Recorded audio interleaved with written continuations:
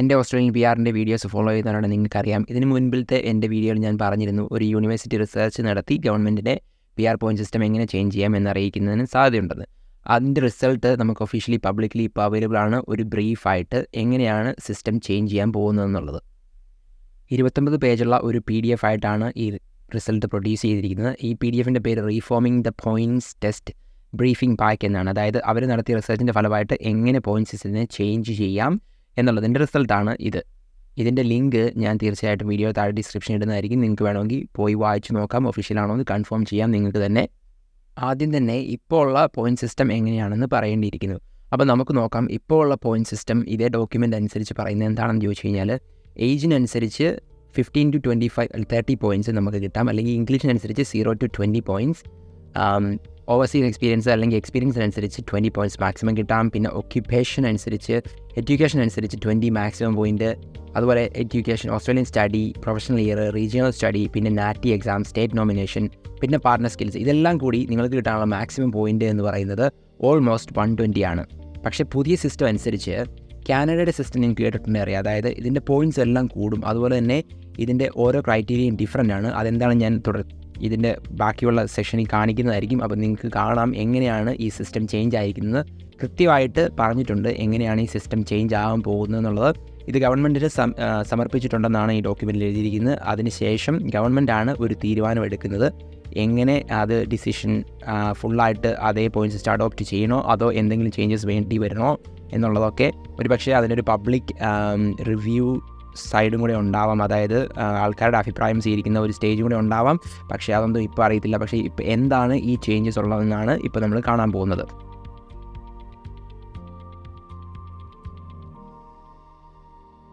ആദ്യത്തെ പോയിൻ്റ് എന്ന് പറയുന്നത് ഏജിനെ ബേസ് ചെയ്തുള്ളതാണ്. നിങ്ങൾക്കറിയാവുന്ന പോലെ തന്നെ ഏജിനെ ബേസ് ചെയ്തുള്ള ഗ്രാനുലർ ആയിട്ടുള്ള ചേഞ്ചസ് ആണ് മെയിനായിട്ട് വരുത്തിയിരിക്കുന്നത്. അതായത് നിങ്ങളുടെ ഏജിനനുസരിച്ച് സ്പെസിഫിക് ആയിട്ട് നിങ്ങൾക്ക് പോയിൻ്റ് കിട്ടും.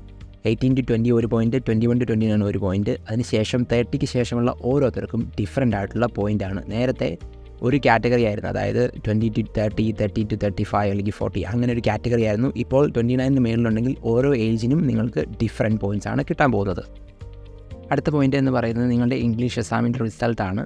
അതിന് നേരത്തെ ഉണ്ടായിരുന്ന 15% ആണ് വെയിറ്റേജ് ടോട്ടൽ പോയിൻറ്റ്സിലുണ്ടായിരുന്നെങ്കിൽ ഇപ്പോൾ അതിന് 18% ഉണ്ട്. അതായത് നിങ്ങൾക്ക് 8+ IELTS ഉണ്ടെങ്കിൽ നിങ്ങൾക്ക് 90 പോയിൻറ്റ്സ് കിട്ടും. അതുപോലെ നിങ്ങൾക്ക് വെരി ഗുഡ്, അതായത് 7+ ആണുള്ളതെങ്കിൽ 45. അതുപോലെ നിങ്ങൾക്ക് 6+ ആണുള്ളതെങ്കിൽ 0 ആണ്. പക്ഷേ നിങ്ങൾ എലിജിബിൾ ആകണമെങ്കിൽ 6+ എങ്കിലും വേണ്ടി വരും ഇനി സ്കിൽഡ് മൈഗ്രേഷന് വേണ്ടി.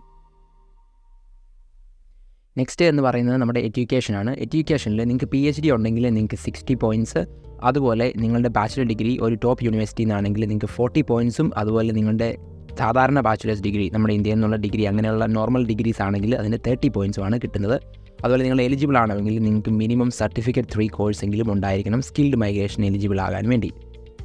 അതിൻ്റെ കൂടെയുള്ള ഒരു ബോണസ് പോയിൻ്റ് എന്താണെന്ന് ചോദിച്ചു കഴിഞ്ഞാൽ, ഒരു ടോപ്പ് റാങ്ക് യൂണിവേഴ്സിറ്റിയിൽ നിന്നാണെങ്കിൽ ബോണസ് പോയിൻറ്റ്സ് നിങ്ങൾക്ക് കിട്ടും എന്നുള്ളതാണ്.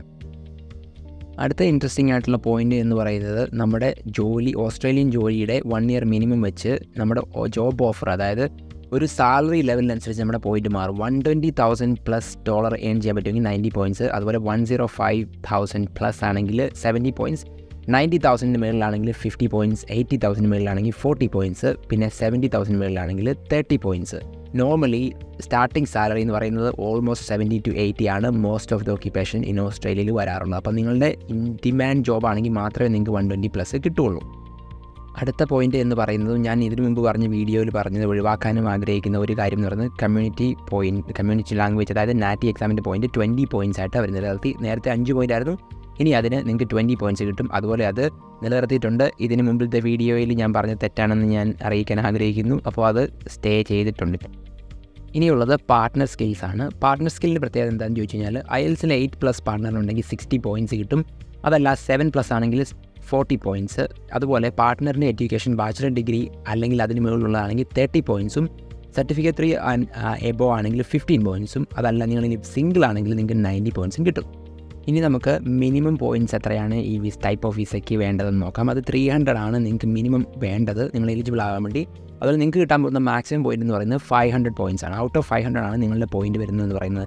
ഇനി അടുത്തത് ഞാൻ കാണിക്കാൻ പോകുന്നതാണ് ഏറ്റവും ഇൻട്രസ്റ്റിംഗ് ആയിട്ടുള്ള കാര്യം എന്ന് പറയുന്നത്. എന്താണെന്ന് ചോദിച്ചു കഴിഞ്ഞാൽ, നമ്മൾക്ക് ഈ പുതിയ സിസ്റ്റം അനുസരിച്ച് നിങ്ങൾക്ക് 400 അതിന് മേളിൽ പോയിൻ്റ് ഉണ്ടെങ്കിൽ തീർച്ചയായിട്ടും അല്ലെങ്കിൽ ഗ്യാരണ്ടീഡ് ആയിട്ട് ഒരു ഇൻവിറ്റേഷൻ വിസ അപ്ലൈ ചെയ്യാൻ വേണ്ടി കിട്ടും. അതായത് നിങ്ങൾക്ക് വിസയ്ക്ക് വേണ്ടിയുള്ള ഇൻവിറ്റേഷൻ ഉറപ്പായിട്ടും കിട്ടും. ഇതിന് മുൻപുള്ള സിസ്റ്റത്തിൽ നിങ്ങൾക്ക് എത്ര പോയിൻ്റ് ഉണ്ടെങ്കിലും ഒരു ഗ്യാരണ്ടി ഇല്ല നിങ്ങൾക്കൊരു ഇൻവിറ്റേഷൻ കിട്ടുന്നത്.